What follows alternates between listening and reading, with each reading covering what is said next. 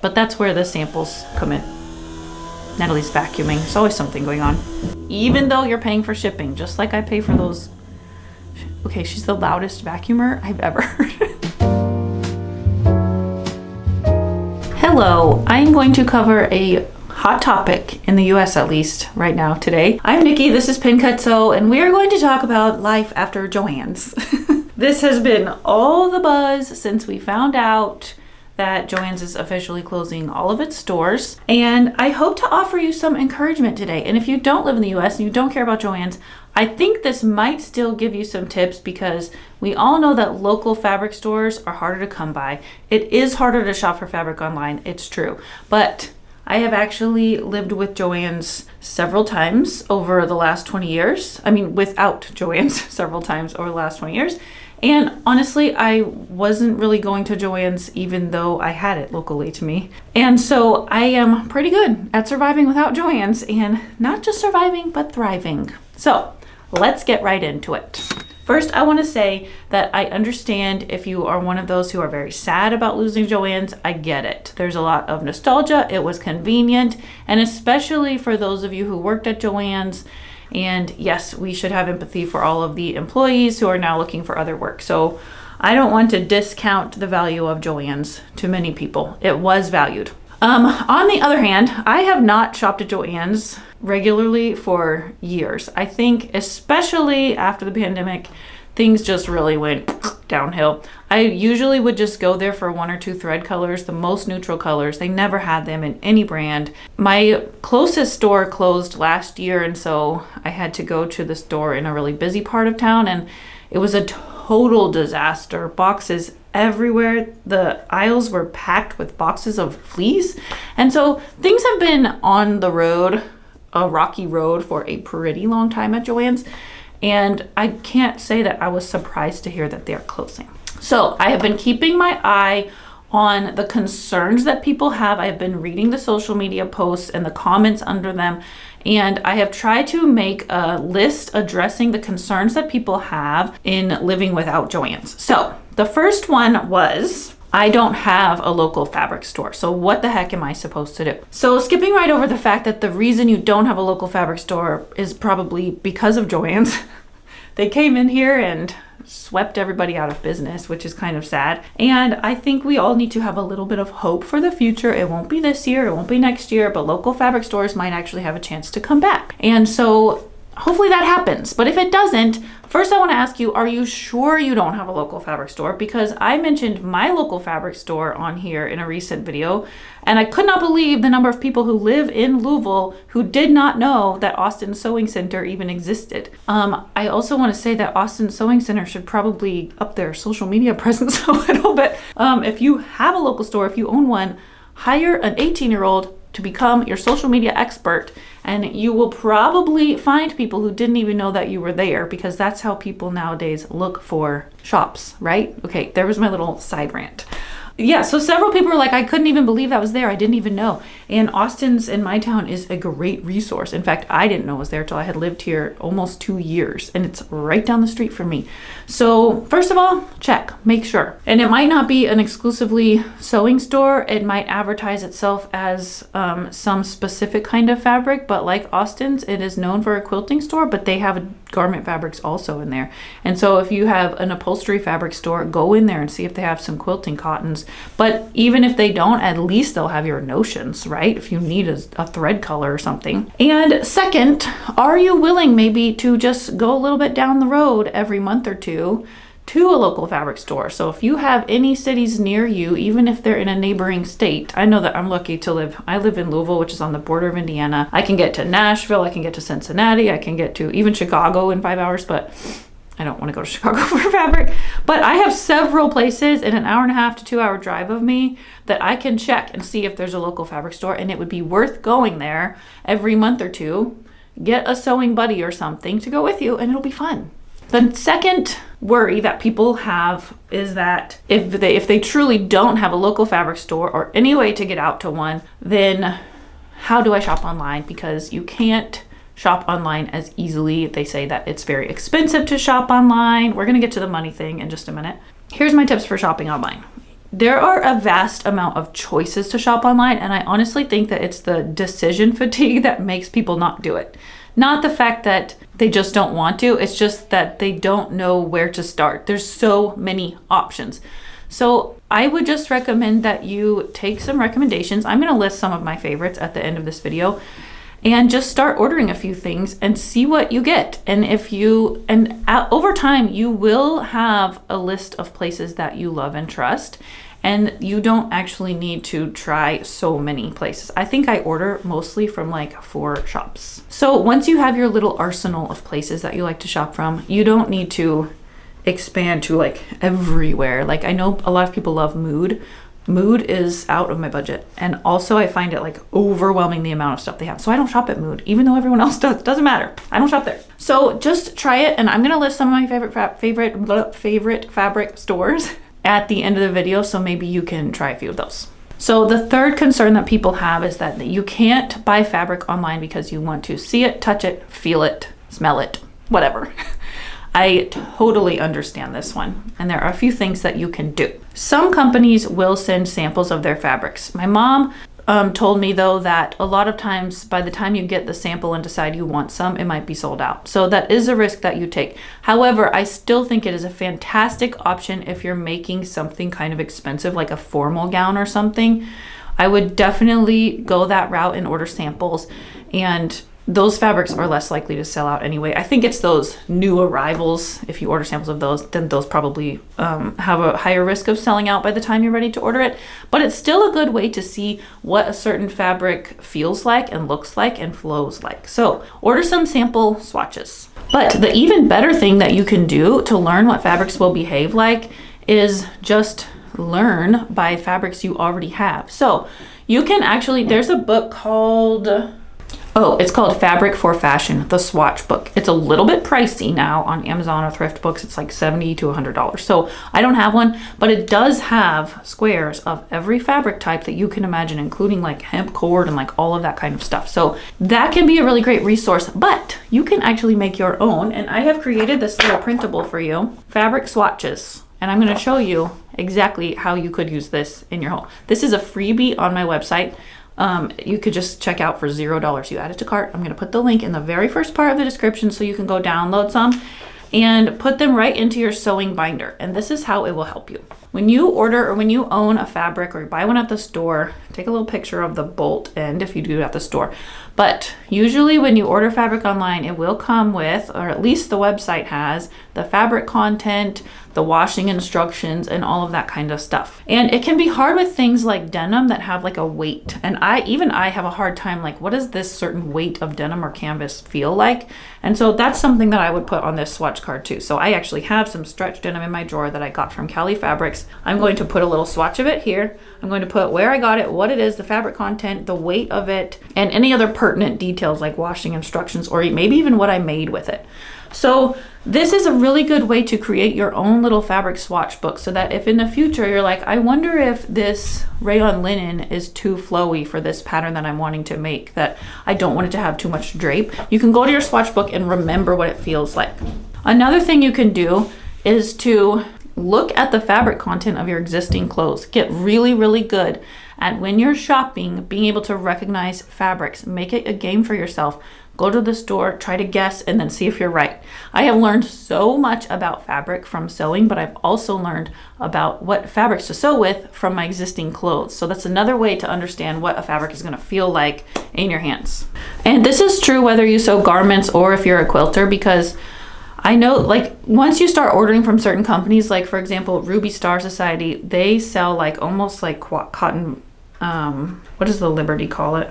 Oh, like cotton lawn. Liberty's is cotton lawn. So it's not like a heavy quilting cotton like you would get from like Kona. Kona is a very thick and sturdy quilting cotton. And some people are like, well, I ordered from Ruby Star and it was so thin, the fabrics are so thin. Well, that's because that's how they create their cottons. So once you start understanding how they are, then you can even put those in your swatch book too. Kona is going to be really thick cottons and Ruby Star is going to be pretty thin. So that might be another something to put in here also. And then also if you have ordered, like for example, this quilt behind me, I just ordered more of this evergreen color. And if you need to remember what color that was, put that in your swatch book too, because I might need to get more of this actually. And when Connecting Threads sent me this stack of fat quarters of these colors, they also sent me a swatch card with all the colors on there. I knew exactly which color I wanted. So that was really cool. And that was Connecting Threads, which I just started ordering from recently. So I'll include that one at the end of the video too. Okay, one more tip for finding out what fabric might work for whatever you're making is to go follow some people on Instagram, because a lot of the time people will make something and they'll put exactly what fabric they used for it. And so if it's a garment, you can see how it flows on them, or if it's a quilt, you can see how the color sort of interacts in regular lighting and not just a website picture, because that can be hard. Colors can be a tricky thing, but that's where the samples come in. Natalie's vacuuming. There's always something going on.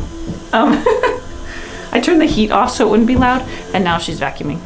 Okay, one of the biggest concerns people mentioned was about money. I'm going to have to spend so much more money if I have to start shopping online. I would argue this is not true. So I actually started saving money on my groceries when I started ordering groceries, and it was because I wasn't impulse buying anything. I wasn't at the store. I could not just see something and go, ooh, that looks good, and just put it in my cart. That doesn't happen when you're shopping online with your list. And also when you're shopping online for groceries, you have your pantry right there in front of you to see what you already have. Whereas when I'm at the store, I'm like, I'll just get it because I don't know if I already have some. This is also true of fabric shopping. You might find yourself spending less, even though you're paying for shipping, just like I pay for those. Okay, she's the loudest vacuumer I've ever heard. What was I saying? Even though you pay for the grocery delivery fee, so you might be paying for shipping online, but also I would argue strongly that you might spend even less because you're not stash building for no reason. You're not impulse buying anything. So I've talked about this before. When you shop online, you need to maybe reverse your process. A lot of people will stash build and they'll just go fabric shopping for fabrics, and they're like, oh, this would be a cute dress, or this would be a cute tote bag or whatever. And they just put it in the drawer with no plan for it, except for later, maybe when they stumble on something they want to make with it, which is fine. But doing it this way, you might have to reverse that and pick out what you want to make first and then go searching for a suitable fabric. And this way you'll hoard less, you will spend less, and you'll actually have a plan for the things that you buy. There are also a lot of companies, they're called dead stock companies. And if you go, like Cali Fabrics is an example of this, they have a whole dead stock section on their website. So I got like a hoodie fleece that I could swear was a Lululemon fabric. It is so nice. I've never felt any sweatshirt fleece like it, but I think it was $8 a yard. And then they'll have other designers like Tommy Hilfiger does this, and lots of other designers. They sell off their dead stock from the bolt. So they'll make a garment, they have leftover, they sell it to a fabric shop to sell as yardage. So this is, if you Google some sources for dead stock fabric companies, you will be amazed what you can find for a really, really good price. And while I'm talking about prices, JoAnn's prices were terrible. They were terrible. I was not shopping there for garment fabrics solely because they were so expensive, even on sale. And don't get me started on the coupon games. I will not miss playing JoAnn's coupon games. I'm not planning my life around coupons.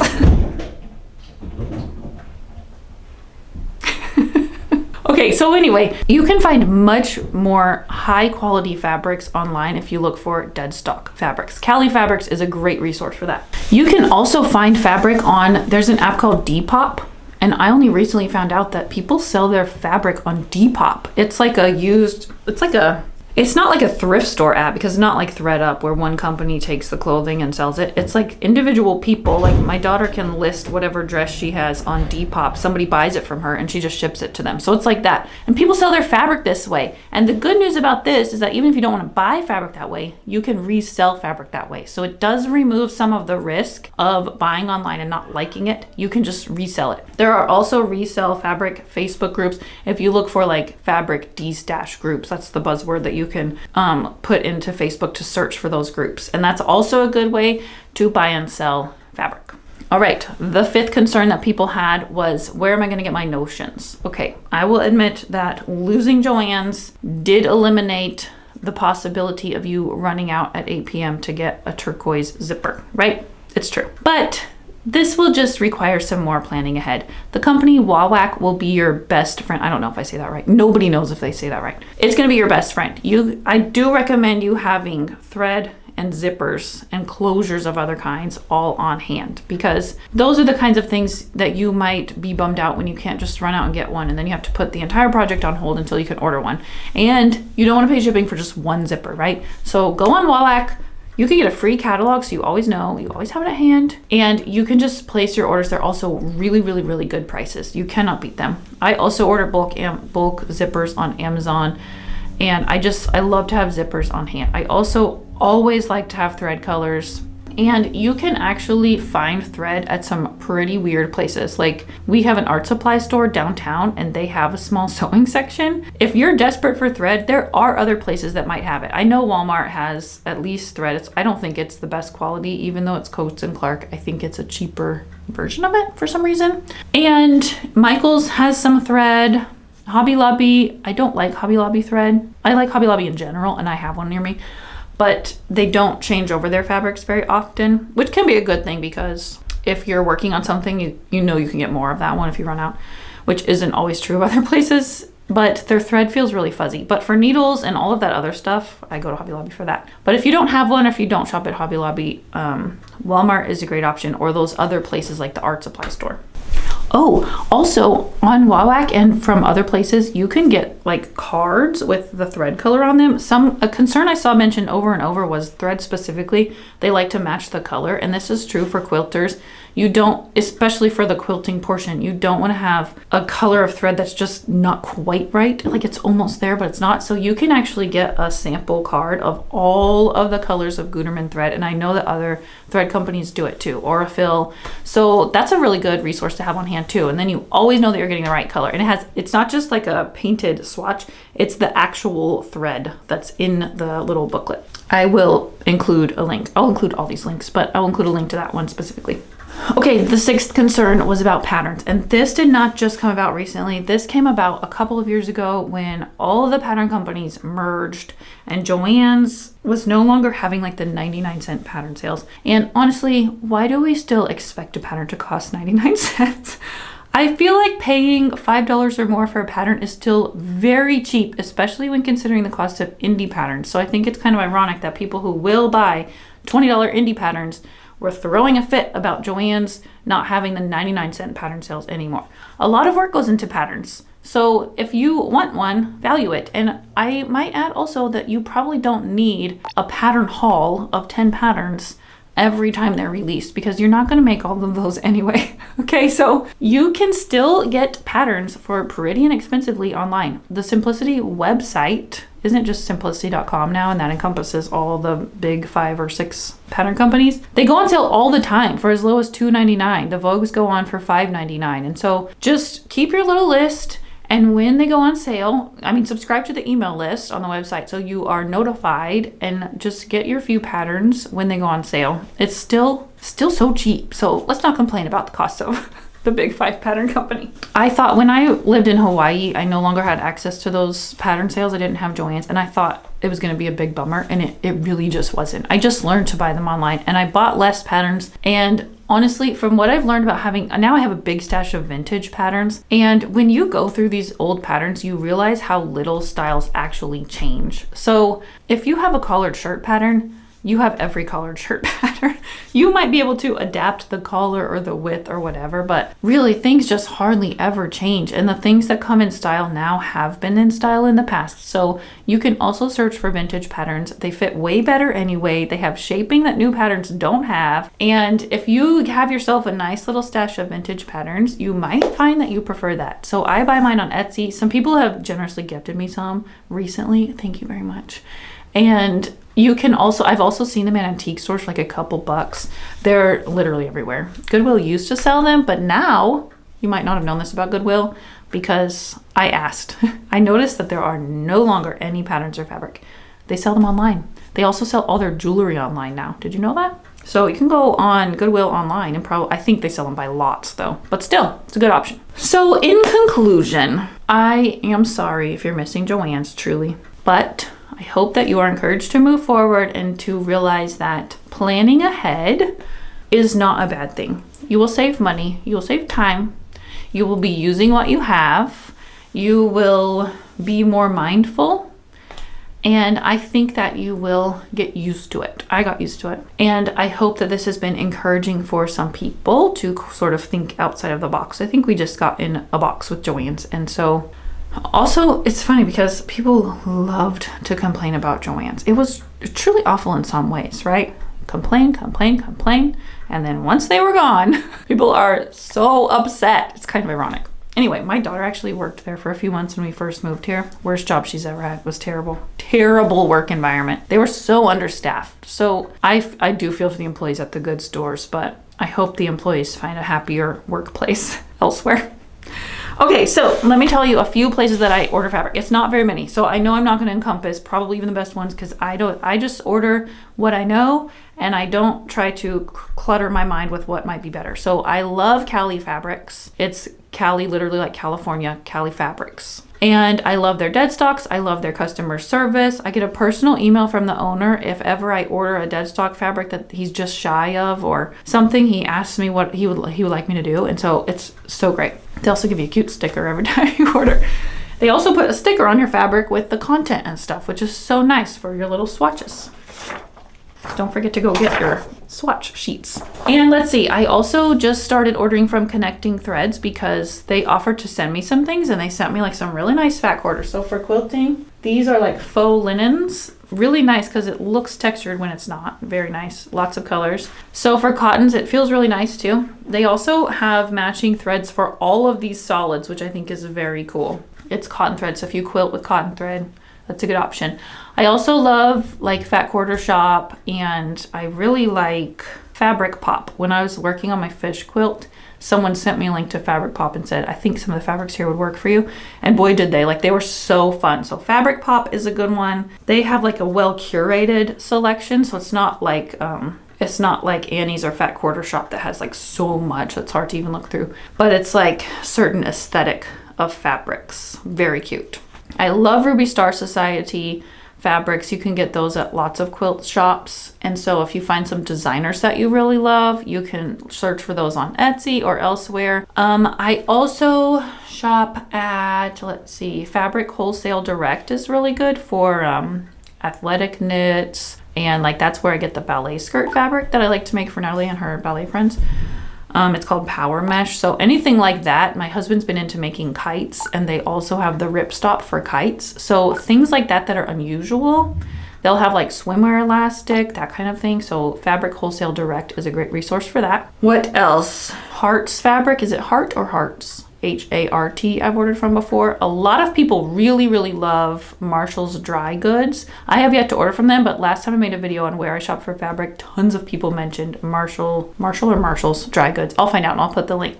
So like I said, I don't use very many online places, but somehow I have all of my needs met. That's pretty much all that I order from. So I hope this has been encouraging for you. If you have great tips or resources on life without a local fabric store, please put them in the comments and let's discuss the whole JoAnn's situation without getting too ugly, of course, please.